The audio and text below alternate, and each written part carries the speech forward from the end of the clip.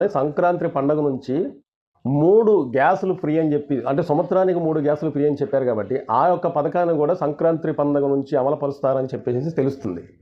అట్లాగే మందు బాబులకు ఇంతకుముందు వైసీపీ పార్టీలో ఉన్న మద్యాన్ని, ఏవైతే మద్యం ఉందో ఆ మద్యాన్ని మళ్ళీ తీసేసి రేట్లు కూడా తగ్గిస్తానని చెప్తుంది.